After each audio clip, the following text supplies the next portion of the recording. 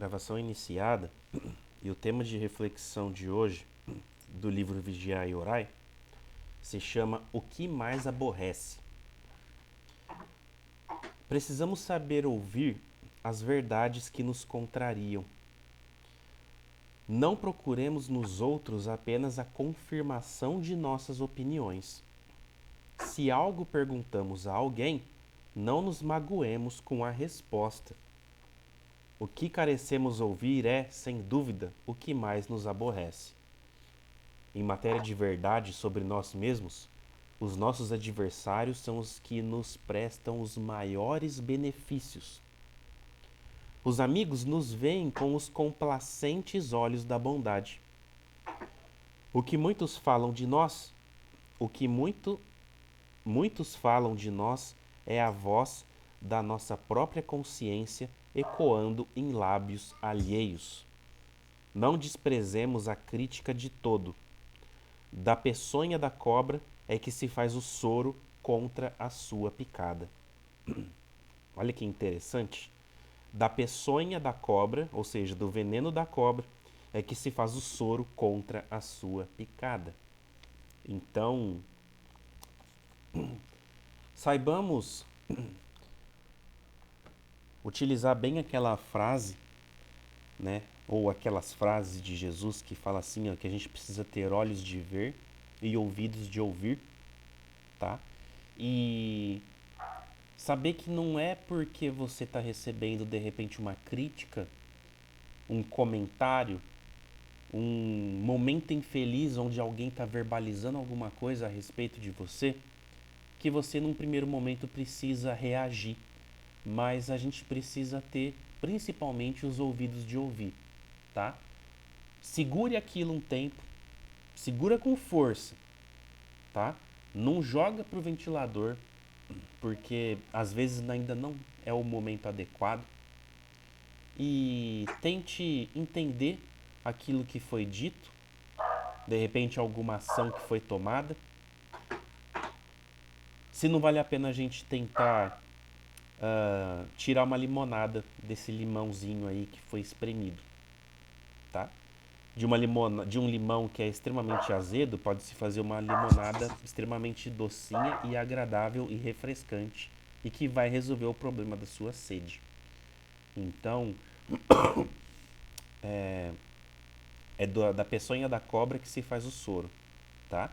Então, de repente, é de algum comentário que foi feito, é que a gente vai tirar, extrair aquilo que se faz necessário para a gente poder crescer, dar um passo além daquela situação, daquele momento, daquela situação onde a gente se encontra, de fato, e que a gente precisa crescer, precisa evoluir, e é só através do outro que isso acontece, tá? Através da meditação, através de práticas meditativas, a gente consegue um resultado muito benéfico no que compete à nossa evolução. Mas é através do dia a dia, das nossas batalhas, dessa conexão com o outro, é que a gente vai conseguir dar saltos quânticos, saltos gigantescos na nossa evolução. Certo, irmão Gilberto? Não, Leandro, podemos dar continuidade. Muito bem, irmão. Quer compartilhar então a nossa telinha? Vamos.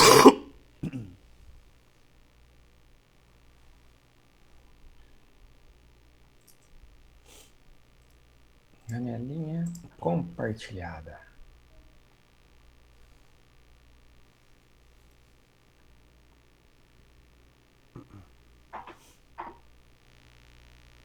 Então, muito bem, muito bem. Deixa eu aumentar aqui.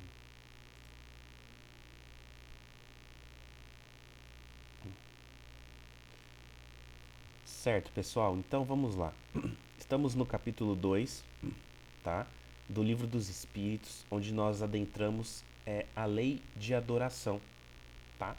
Nós pincelamos a questão 653 na semana passada, mas a gente vai retomar porque como é um início de subitem, tá? Pra gente pegar o fio da meada e uma linha de raciocínio bem sólida, a gente vai fazer a questão 653 novamente, ok? Então vamos lá. Questão 653. Precisa de manifestações exteriores à adoração? Tá? A gente conversou um pouquinho sobre isso semana passada. A adoração verdadeira é do coração. Em todas as vossas ações, lembrai-vos sempre de que o Senhor tem sobre vós o seu olhar. 653A. Será útil a adoração exterior?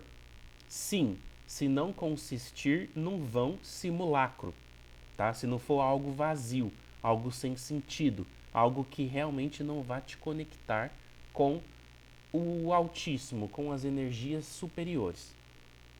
Os que apenas fingem piedade dão mau exemplo e não imaginam o mal que causam. Explicação didática.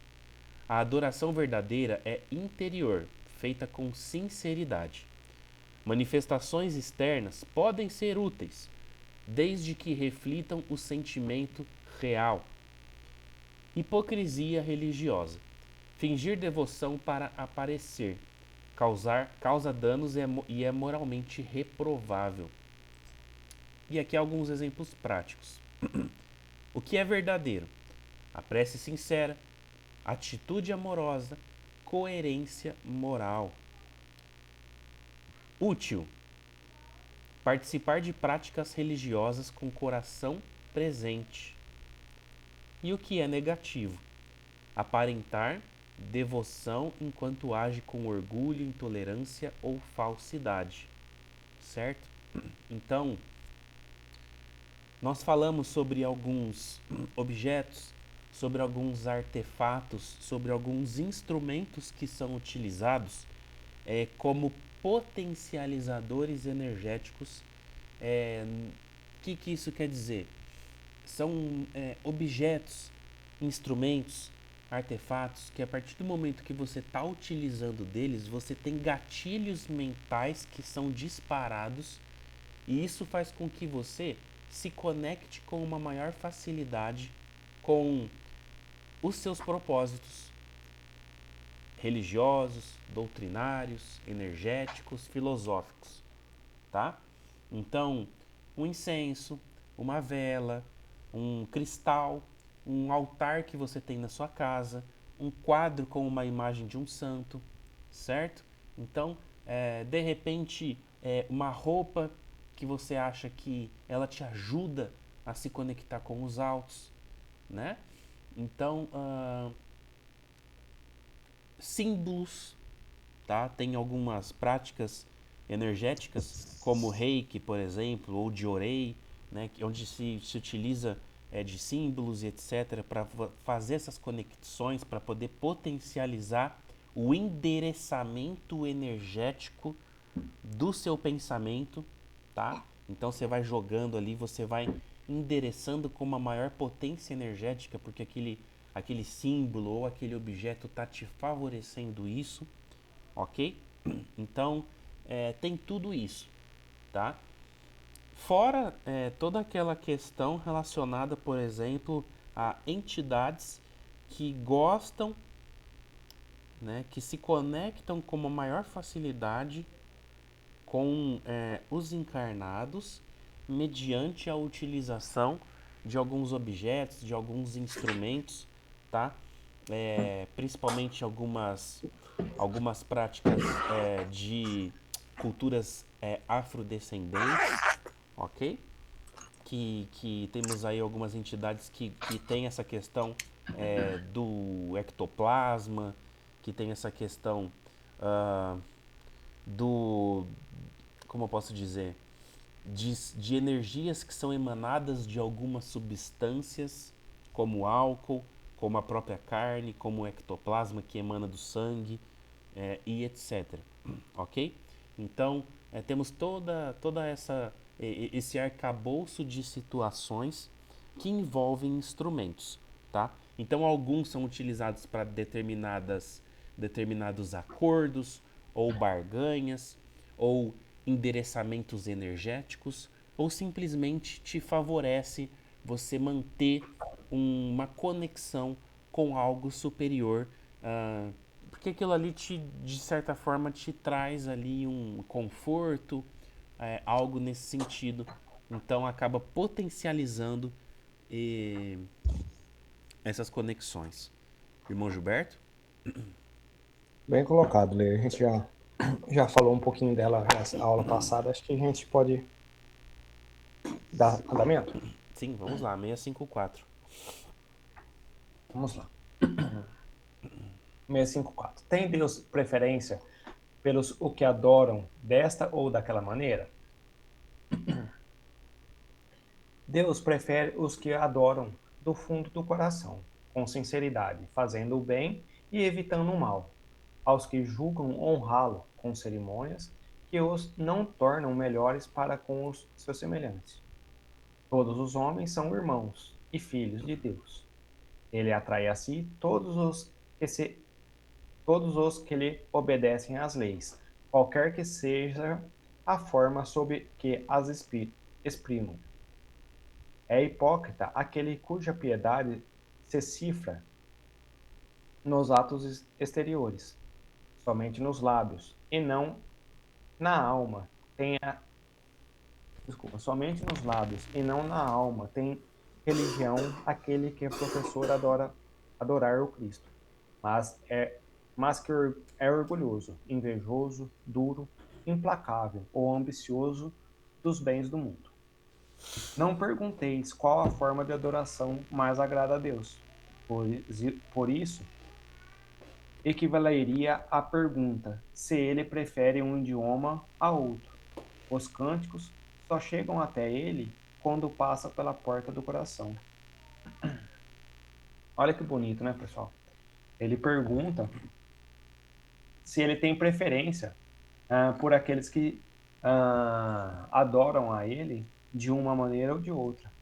E ele diz que não, né? Aqui na questão que responde que não. Ele, ele curte, né? Ele dá preferência àquele que adora do fundo do coração.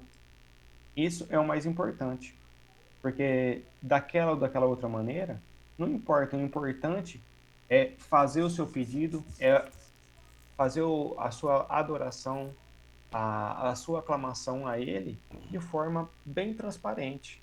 Não precisa ser longas e também não precisa ser muito curtas, mas as palavras necessárias para que ele entenda o que você está precisando naquele momento. E diante disso, é onde seremos atendidos de acordo com o nosso merecimento e com a vontade dele. Ah, explicação didática. Deus não tem preferência por rituais, formas religiosas ou modos de culto. O importante é a sinceridade da alma e a prática do bem, não a aparência religiosa. A hipocrisia, aparentar devoção enquanto vive no orgulho, na inveja, na dureza ou egoísmo, é moralmente reprovado. Ou seja, a gente estarmos lá, né, falarmos que nós adoramos, que nós fazemos isso, fazemos aquilo, porém, o nosso orgulho está sempre lá em cima, está no alto, ou a nossa inveja, que vai na denominação religiosa, o carro do fulano, a posição que ele ocupa, a veste que ele se encontra. Então, essas coisas não têm bagagem nenhuma. A moral dessas pessoas, elas são bem pequenas, né? Estão precisando de ajuda. Deus considera muito culpável quem conhece a verdade, mas não a vive, do que o ignorante que erra por falta de luz. Outro dia, conversando com um amigo, faz um tempinho que eu não conversava com ele, ele é muito chegado e às vezes a gente para e a gente começa a delongar. Mas ele falou uma coisa para mim que o pai sempre ensinou ele e batia nessa tecla. Fazer errado você pode, meu filho. Ele falava para esse colega meu. Fazer errado você pode, mas errar não pode. O que significa? Enquanto você não tem conhecimento, você está fazendo errado, tem um peso? Tem. Mas você fazer errado, mesmo você sabendo, isso daí tem um peso que é o que ele fala aqui. Certo? Isso não é admissível, não é demissível. O culto verdadeiro é aquele que parte do coração, não dos lábios. A verdadeira religião está na transformação moral, não na forma externa da adoração. Olha que legal, que bacana isso.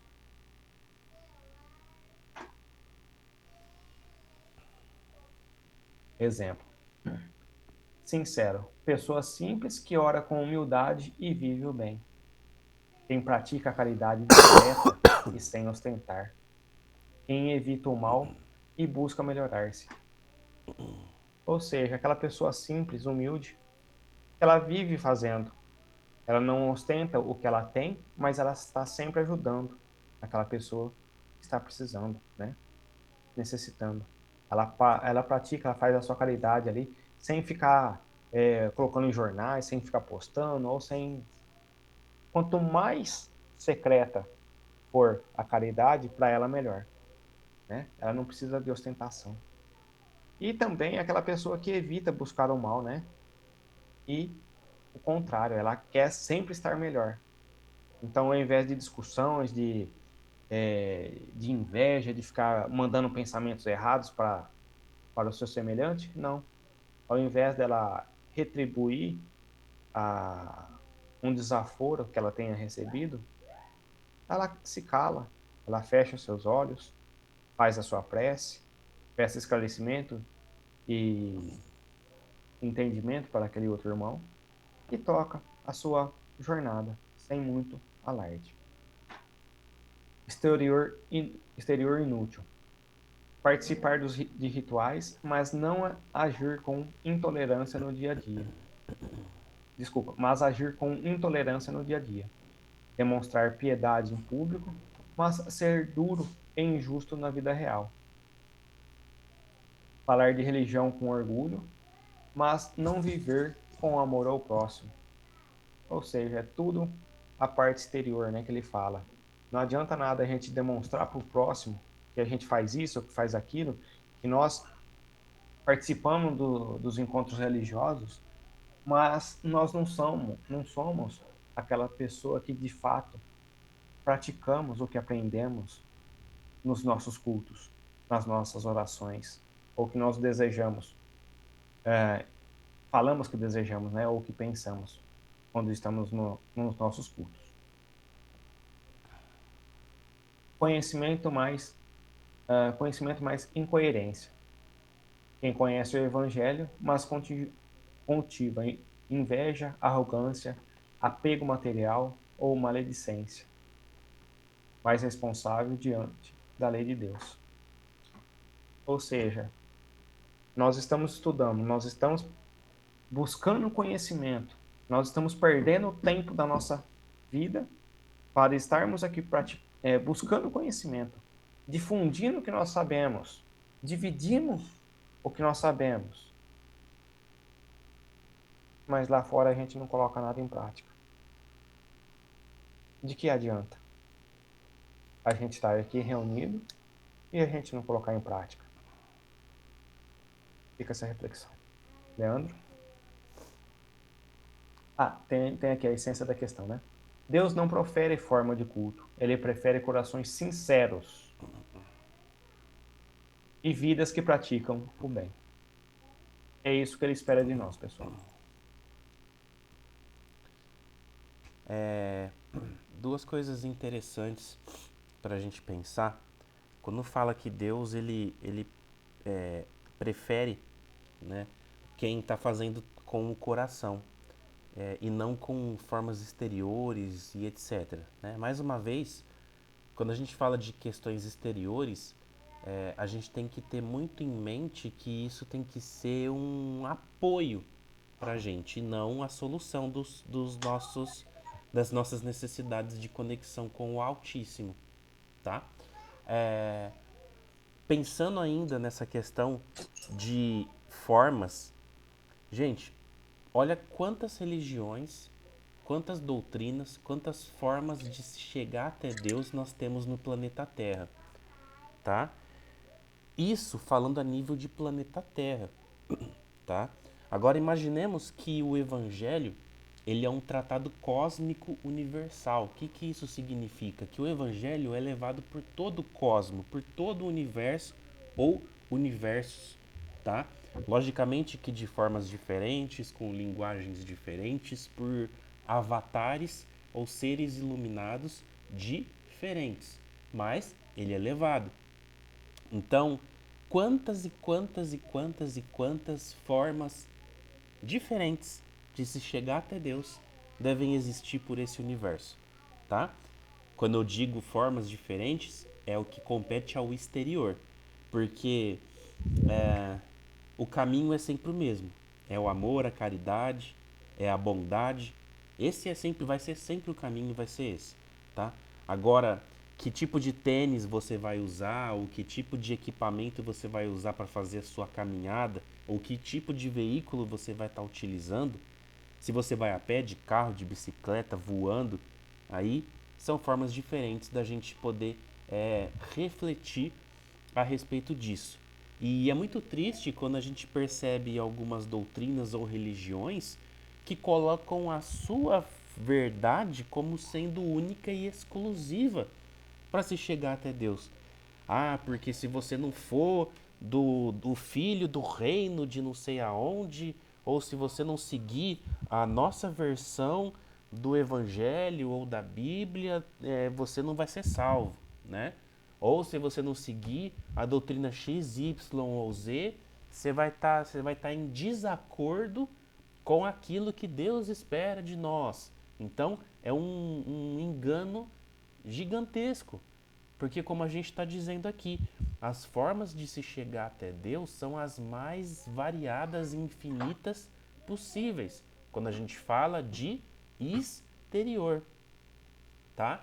Agora, o, o católico, o protestante, o evangélico, o mormon, o budista, o umbandista, todo mundo tem que estar com o coração bonito, como se fala. Porque senão você não vai chegar. Você pode tentar ser o que você acha que não vai ter resultados satisfatórios e positivos adequados, certo?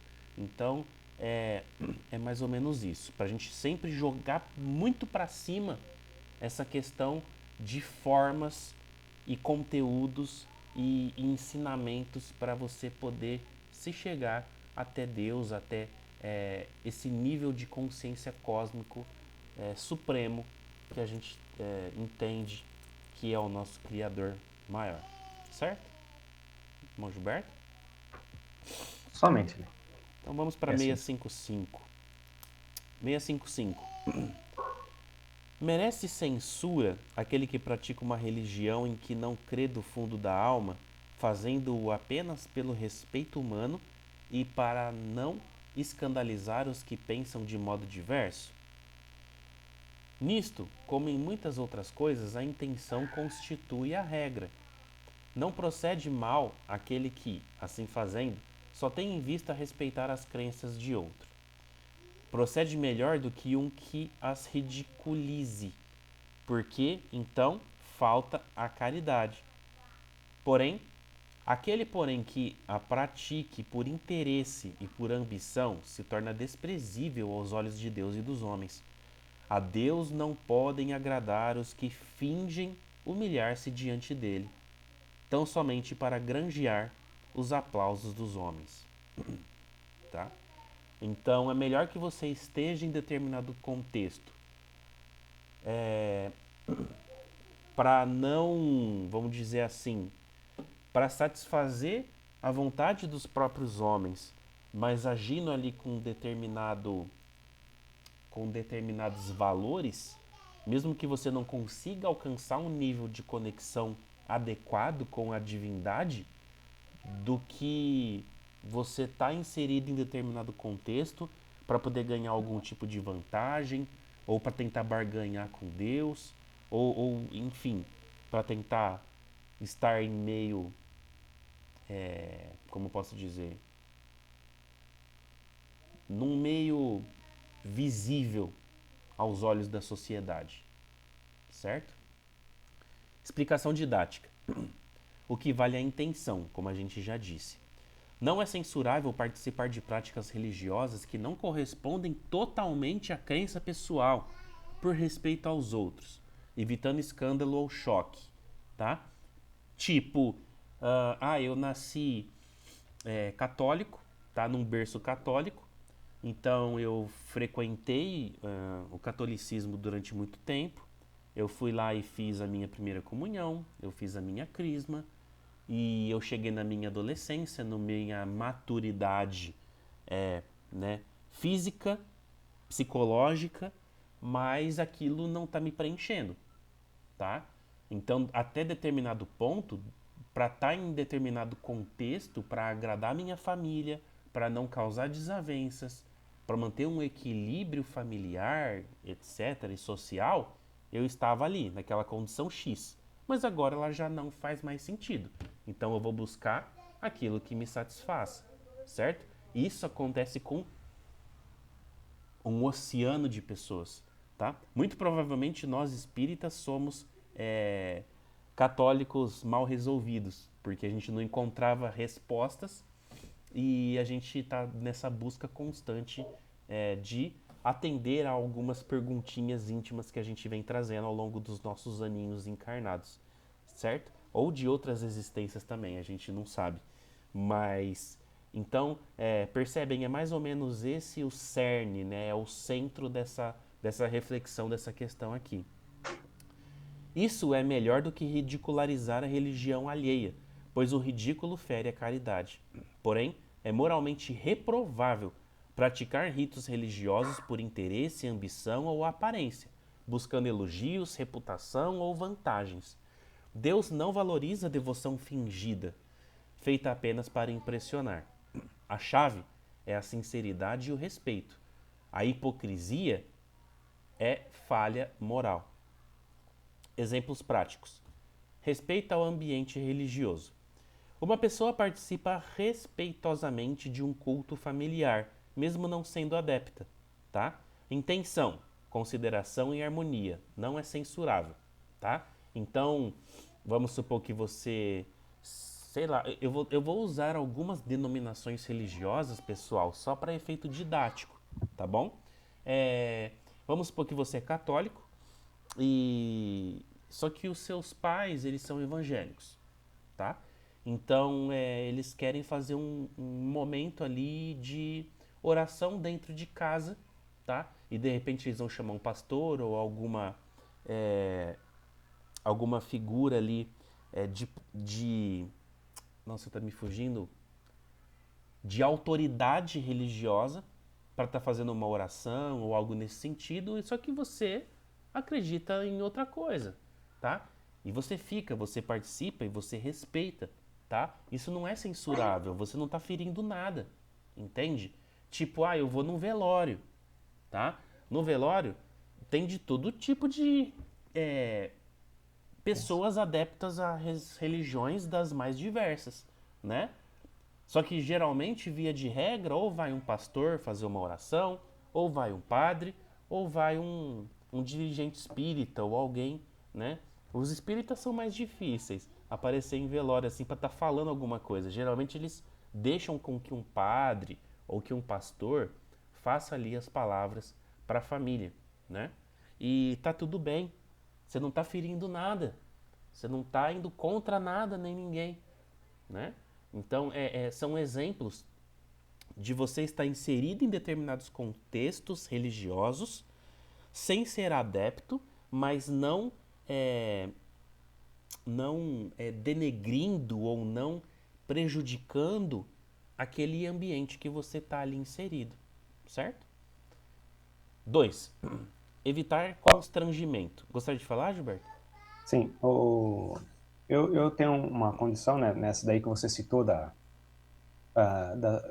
das orações, e dentro do meu serviço, do meu trabalho, nós temos um capelão, né? E, e ultimamente, já faz uns 2 anos, aproximadamente, ou mais, nós temos um pastor, né? Que é da capelania, da Polícia Militar, e ele vai ao nosso trabalho toda quarta-feira, às 5 horas da tarde. Ele faz a prece, faz uma oração, faz uma reflexão, né, do, do que ele acha viável no dia, e aí ele faz a prece dele. Se não me falha a memória, ele é adventista, mas a mim, a palavra com que ele difunde, a maneira com que ele difunde, é tamanha para mim, e eu gosto. Ele consegue me tocar com as palavras dele. Então, indistintamente, eu fui criado dentro da Igreja Católica, como você citou. Hoje, eu estou juntamente com vocês aqui. Estou participando juntamente com vocês na doutrina espírita. Porém, eu gosto dessa pessoa, desse pastor que vai lá pregar também. Então, olha só, a quantidade de informações e não de divergências, mas que estão ligando tudo a um único ponto: falar de Deus, falar das benesses de Deus, falar do bom, do que é bom. Então, não é censurável por causa que ele é dessa ou daquela religião. Não. Vamos estar ali de corações puro e aberto para ouvir, porque alguma coisa a gente pode tirar de proveito de uma interpretação diferente do que nós estamos acostumados a ouvir, e não já de imediato repulsando aquilo Censurando, né? ali. Exatamente, censura. Porque e aí, onde será que está a nossa vaidade, nosso orgulho? Nós temos Quem que, tá certo e quem tá errado no final, né? exatamente. Pelo menos a gente tem que deixar de canto esse orgulho e apenas ouvir a palavra, porque alguma coisa pode ser usada para nós ou no momento que nós estamos passando ou amanhã. Bom, desculpa de cortar a sua linha de raciocínio aí, mas eu gostaria de Perfeito. dividir um pouquinho com vocês o que acontece no nosso trabalho lá também, no meu trabalho. E eu acredito que todo mundo passe por situações semelhantes, onde em algum momento a gente se depare com denominações religiosas diferentes daquilo que a gente crê, daquilo que a gente busca, né?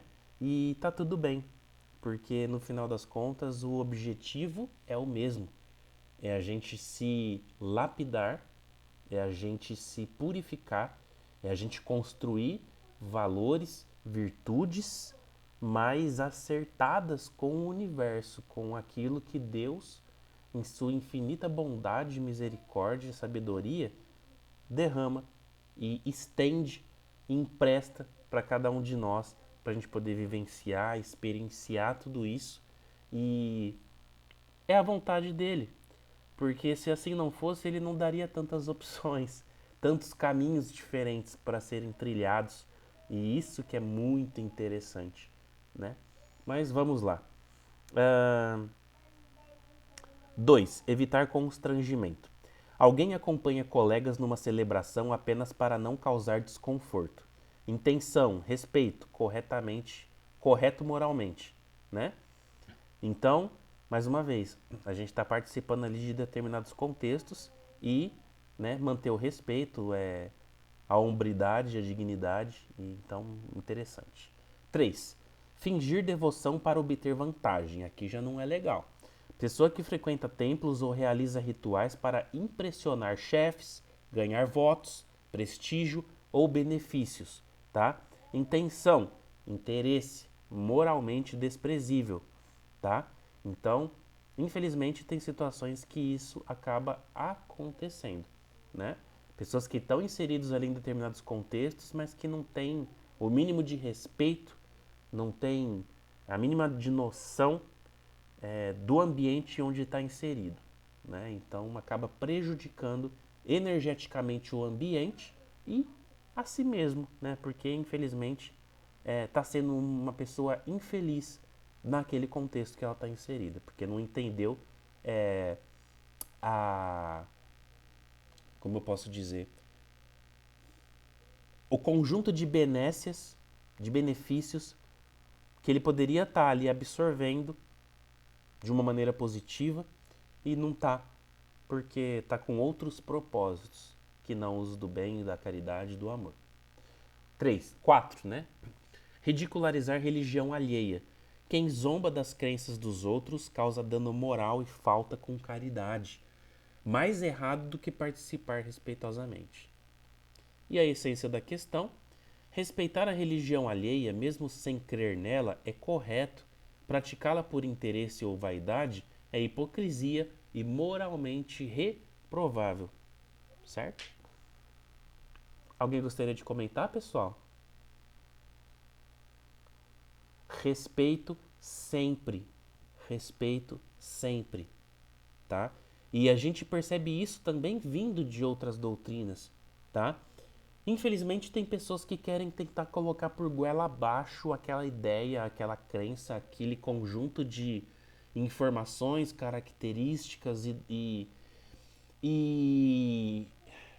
como posso dizer, e metodologias que foram ali inseridas e colocadas para ela. E ela acredita porque está fazendo bem para ela que ela tem que obrigar as pessoas a engolir aquilo também.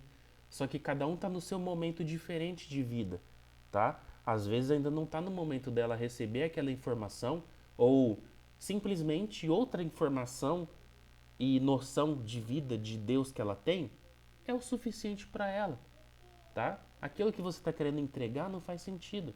Por que eu estou dizendo isso? Porque tem pessoas que são inconvenientes nesse sentido, tá? Às vezes é um familiar, às vezes é alguém conhecido que vai tentar te falar que a religião dele é a certa em lugares totalmente inapropriados, tá? Às vezes é num velório, às vezes é num churrasco de família, tá?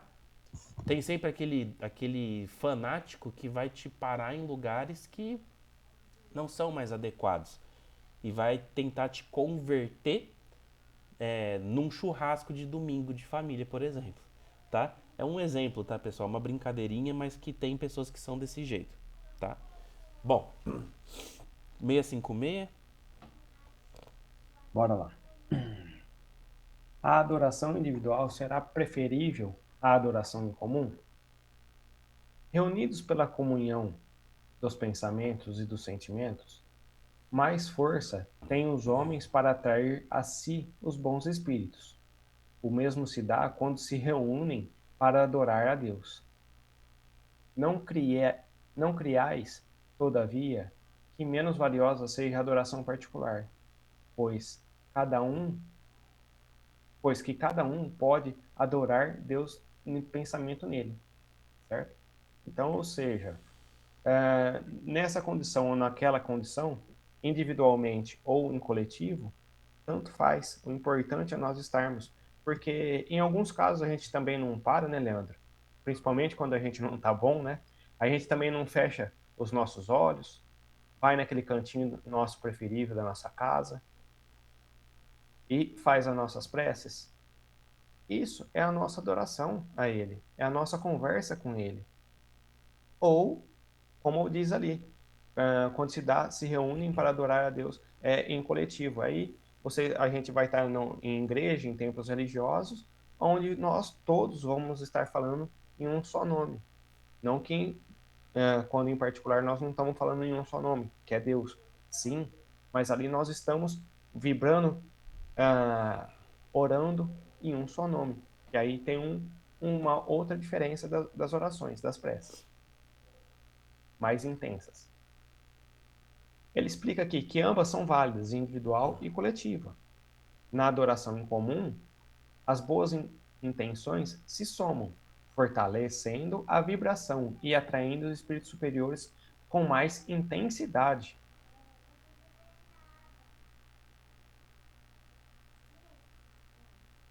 Porém, a adoração individual continua valiosa e eficaz. Ó, e eficaz também. Cada pessoa pode elevar-se a Deus onde estiver. Eu citei da gente estar no nosso cantinho preferido em casa, mas ele diz aqui também que aonde nós estivermos também, aonde houver a necessidade, a gente pode jogar os nossos joelhos no chão, né? E fazer a nossa prece, a nossa oração. A força do grupo não substitui a sinceridade do coração individual, apenas a potencializa. Somente isso, pessoal. Não tem nada de diferente da oração individual da coletiva, tá certo? O valor está no sentimento sincero. Isso daí, ó, tá falando de novo, no sentimento sincero. Isso já vem falando lá desde a primeira questão que nós lemos hoje. O valor está no sentimento sincero. A reunião apenas amplia a força do bem.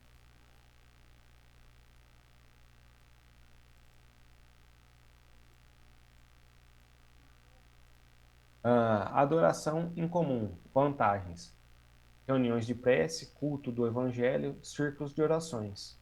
Produzem ambiente elevado e atrai bons espíritos pela união de pensamentos. É só essa a diferença, pessoal. Ela vai intensificar, potencializar a quem vai estar presente, mas a adoração é a mesma. Adoração individual, valorosa. Prece pessoal em casa, no trabalho, na natureza. Comunhão íntima com Deus, válida e poderosa, mesmo sem grupo. Quando o grupo potencializa pessoas reunidas com intenção sincera, criam corrente de auxílio espiritual. O que adianta nós estarmos em 10 pessoas, 5 pessoas, 20 pessoas, aonde nós temos a minoria com a intenção sincera do que nós estamos fazendo ali? Não adianta nada. Adianta, sim, claro. Mas se todo aquele grupo tivesse com a intenção que realmente deveriam estar ali fazendo, a eficácia dessa oração, dessa prece, dessa adoração que está sendo feita ali, teria muito mais resultado do que se tivesse aqueles 3. Então, se nós estivermos, vamos fazer de coração. Vamos abrir os nossos corações e deixarmos entrar aquela luz no nosso chakra coronário. Para que isso, além, né, da gente estar abrindo o nosso coração ao que nós estamos pedindo, possa estar trazendo também boas energias. Que é aquele exercício, né? A gente manda coisas boas e automaticamente também retorna coisas boas também. Certo? A adoração em grupo reforça as vibrações do bem, mas a adoração individual continua igualmente valiosa quando feita com sensibilidade. Leandro? Uma coisa muito importante da reunião de pessoas para um pensamento nobre é a. Como eu posso dizer? É que o conjunto acaba suprindo as, a, as deficiências individuais. A força do conjunto supre as deficiências individuais. O que eu quero dizer com isso, pessoal? Não é todo dia que a gente está bem para fazer uma oração sozinho, por exemplo. Tem dia que a gente não consegue se conectar com Deus. Tem dia que a gente se sente perdido, tá? Quando a gente está num grupo, essa nossa deficiência acaba sendo suprida e a espiritualidade consegue trabalhar de uma maneira mais eficiente. Por isso da importância de nós sempre termos grupos de oração, grupos de elevação de energias, de vibrações, de pensamentos, grupo de pessoas que têm o mesmo propósito, porque isso é um facilitador para manter um nível de conexão satisfatório com a espiritualidade, tá? É como eu disse, a força do conjunto supre as deficiências individuais, certo? Então, poxa, eu não tô legal hoje, não, mas eu vou na minha igreja, eu vou no meu templo, eu vou no centro espírita, porque eu vou me fortalecer lá. Porque eu vou ouvir pessoas falando coisas boas, vai ter alguém que vai chegar para mim, vai me dar a mão e falar assim: "Não, vamos junto. Vamos elevar esse pensamento, bola para frente", tá? E às vezes se eu ficar sozinho em casa, eu não vou conseguir me conectar com a espiritualidade, tá? Porque eu tô fragilizado, espiritualmente falando, mentalmente falando, psiquicamente falando, tá? Então, por isso da importância dessa força do conjunto. Quando a gente está bem, está legal, o individual, ele supre tranquilamente. Mas quando a gente não está bem, a gente precisa estar em meio a pessoas que vão nos elevar essa faixa vibratória aí, certo? Irmão Gilberto? Você fez uma colocação e você complementou a ideia que eu havia trazido. A hora que eu falei de estar em 5 pessoas, onde o grupo, a Beth colocou que é como um sistema de compensação. Exatamente, Beth. Eu falei a ideia de 5, onde nós estávamos em um grande grupo, e eu falei, eu quis dizer que essas outras pessoas não estavam num único pensamento, não que elas não estivessem bem, que elas estivessem com um pensamento desligado do que elas estão fazendo ali. Aí você veio e complementou, Beth, é isso mesmo. Você veio e complementou desse outro ponto de vista. Então, ou seja, é um ponto de compensação, de cooperação no que está faltando, né? Então, nós dois aqui falando, um complementa o outro e podemos atingindo o conteúdo e o contexto do que precisa ser levado ao grupo nosso de estudo. Obrigado, Leandro. Obrigado, Beth, pela colocação aí. Escolha. Muito bem. Vamos fazer mais uma? Bora lá. 657, Lê? Isso, 657. Vida Volta um pouquinho ali. Contemplativa. É isso, né? Sobe mais um pouquinho, por gentileza. Isso. Isso. Vida contemplativa. Novo subitem, pessoal. Vamos lá. Tem. Questão 657. Tem perante Deus algum mérito os que se consagram à vida contemplativa, uma vez que nenhum mal fazem e só em Deus pensam? Essa parte é muito interessante, tá? Vamos juntos aqui então, ó. Tem perante Deus algum mérito, então, quem fica o tempo todo só pensando em Deus, né? Tem algum mérito para a pessoa só ficar 24 horas ligado na espiritualidade, viver no mundo das nuvens 24 horas por dia? Não. Porquanto, se é certo que não fazem o mal, também o é que não fazem o bem, e são inúteis. Ademais, mas aqui vamos colocar um parênteses, tá, pessoal? Ademais, não fazer o bem já é o mal. Deus quer que um homem pense nele, mas não quer que só pense nele. Pois que lhe impôs deveres a cumprir na terra. Quem passa todo o tempo na meditação e na contemplação, nada faz de meritório aos olhos de Deus, porque vive uma vida toda pessoal e inútil à humanidade. E Deus lhe pedirá contas do bem que não houver feito. Vamos caminhar mais um pouquinho aqui, ó.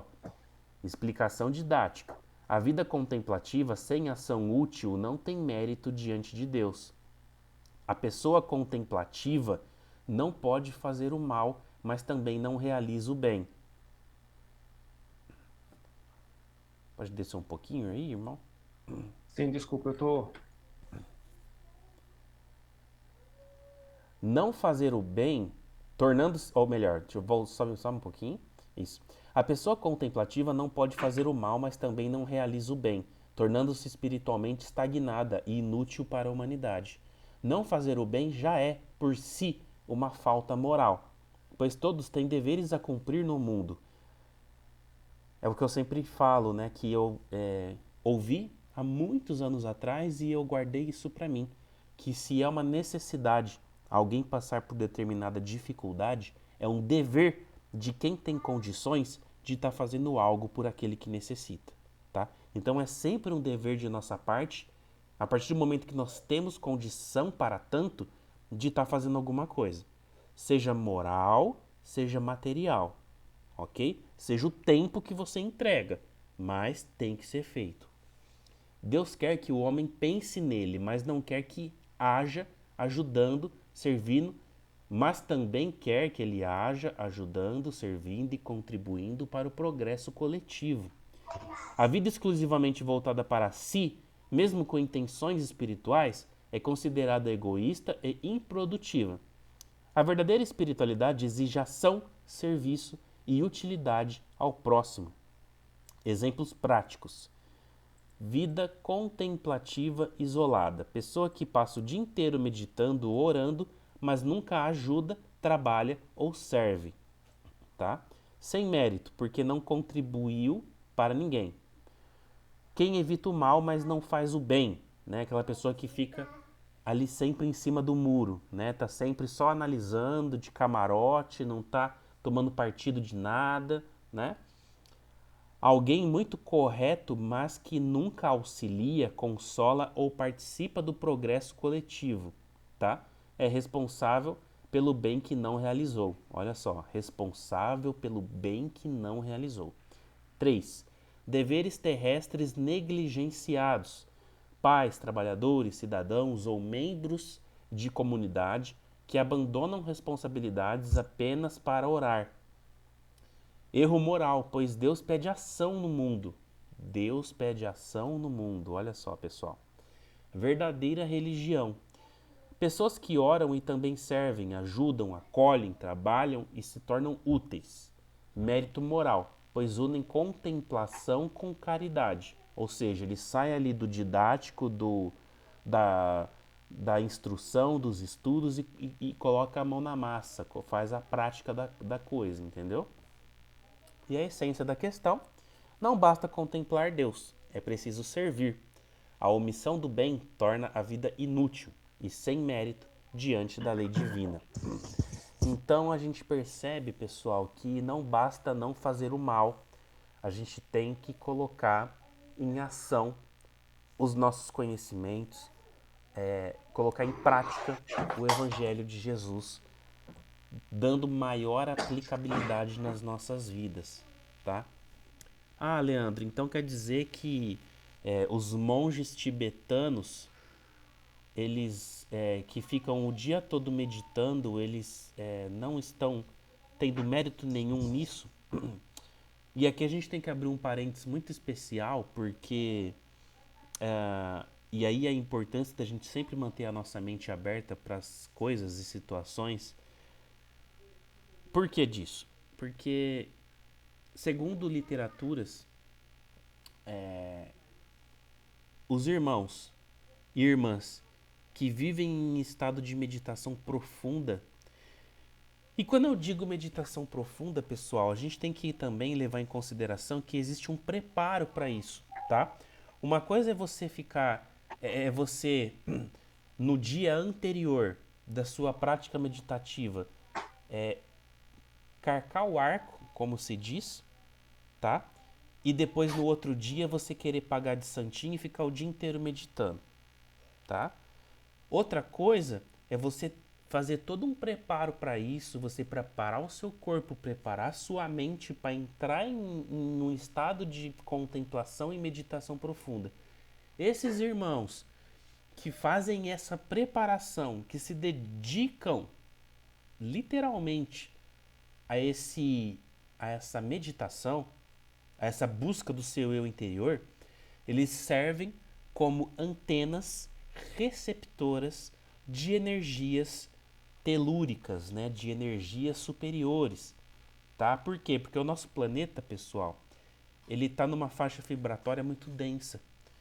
E muitas energias que precisariam estar chegando no nosso planeta, muitas das vezes são barradas pelo conjunto de emanações do ser humano que se encontra em faixas vibratórias inferiores. Ou seja, o que está emanando de pessoas que estão em faixas inferiores? Energias densas, energias inferiores, tá? Então, o que é de bom, muitas das vezes, não consegue chegar porque bate e é refletido. Então, esses irmãos que atuam como antenas receptoras de energias, tá? Eles são potencializadores dessa recepção energética. Então, eles sim têm um papel extremamente importante para a humanidade no que compete a termos a possibilidade de receber energias superiores que são trazidas para um processo de melhoramento energético, espiritual, vibratório do nosso planeta, tá? Então, é como eu disse, uma coisa é uma pessoa que não tem preparo nenhum, uma pessoa que, hoje eu vou meditar, né? Hoje eu não vou fazer nada o dia inteiro, tá? Eu vou, sabe aquela coisa de separar o sábado para não fazer nada, né? Em algumas doutrinas, algumas religiões, determinados dias da semana são separados para você ter um estado contemplativo de Deus, tá? Para você estar em comunhão com a sua família para adorar a Deus, um processo de adoração divina, ok? Só que não adianta durante a semana você, como eu disse, se manter no pecado, vamos assim dizer, e depois separar aquele dia da semana para querer resolver os seus problemas, tá? Diferente de uma família que mantém um ritmo saudável espiritualmente falando e que sim separa um dia para entrar num estado de adoração e potencializar essa sua conexão com os altos, do que aquele que não faz nada disso. Então percebam que tudo depende, tudo depende e tudo depende de como a gente está fazendo essas conexões, ok? Aquele monge, ele está atuando, se fazendo de forma adequada como um receptor energético, uma antena, literalmente uma antena energética, tá, pessoal? Tá? É um satélite ali que está ajudando no processo de captação de energias, tá? Assim como aquela pessoa que separou um dia da semana dela para potencializar as energias que vão ser trazidas para poder estar equilibrando o seu lar, o seu ambiente doméstico ali e a sua vida como um todo, ok? Dúvidas, perguntas, fiquem à vontade, agora é o momento. Acho que é fácil da gente entender tudo isso, né, pessoal? O difícil mesmo é a gente colocar em prática, como a gente sempre fala, né? Então, não tem outro caminho, é colocar em prática aquilo que a gente vem refletindo, aprendendo juntos, tá? Sermos uma versão melhor nossa a cada dia que passa, com mais conhecimentos e aquela coisa, né? Conhecimento é poder. Então, quanto mais conhecimento a gente tem, mais poder a gente tem nas nossas mãos. Se a gente souber utilizar isso, a gente voa, né? E se a gente não utilizar da maneira adequada, a gente pode cair em grandes abismos que depois fica difícil da gente conseguir sair. A gente vai precisar de ajuda, vai precisar de auxílio, certo? Irmão? É, ali quando ele fala que Deus espera a ação de nós, o que que acontece? O que que ele quer dizer também? Nessa condição, como nós encarnados, claro, a gente precisa reconectar com ele para receber as energias do alto e reorganizar o nosso, as nossas energias e preencher as energias que estão faltando no nosso dia a dia, para a gente colocar em prática o que nós sabemos e o que precisamos aprimorar. Porque nós, como encarnados, nós estamos na condição de aprendizes. Então é por isso que ali ele fala que ele quer que nós colocamos a mão na massa, que nós trabalhemos. É nesse sentido, é nessa condição. Porque nós, quando na erraticidade, no período em que nós estamos desencarnados na pátria espiritual, nós estamos em condições de estudo, nós estamos em condições de vibrações, e lá é tudo mais fácil. E aí, quando nós voltamos para cá, é onde ele espera de nós que nós coloquemos em prática o que nós aprendemos na erraticidade, na espiritualidade, e pratiquemos aqui. Certo? Leandro?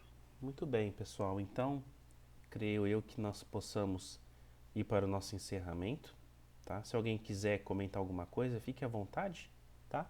É, também podemos compartilhar no nosso grupo do WhatsApp, tá bom?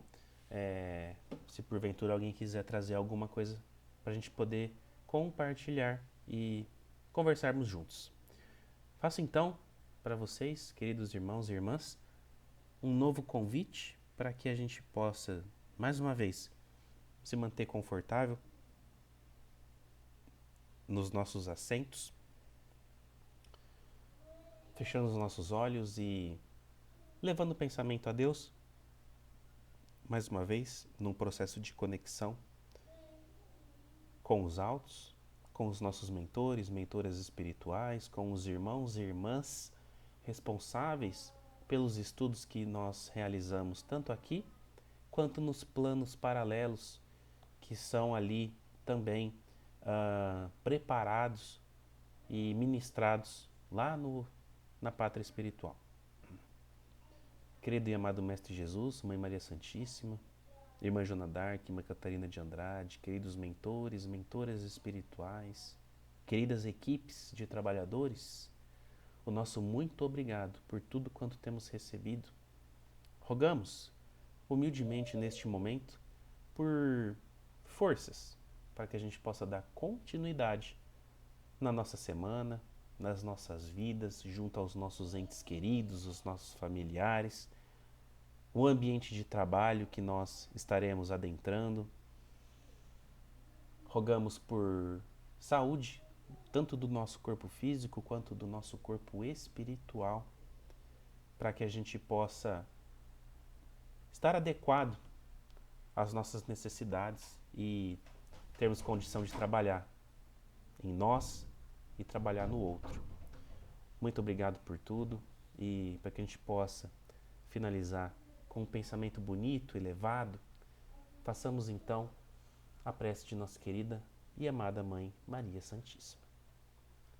Ave Maria, cheia de graças, o Senhor é convosco, bendita sois vós entre as mulheres e bendito é o fruto do vosso ventre, Jesus.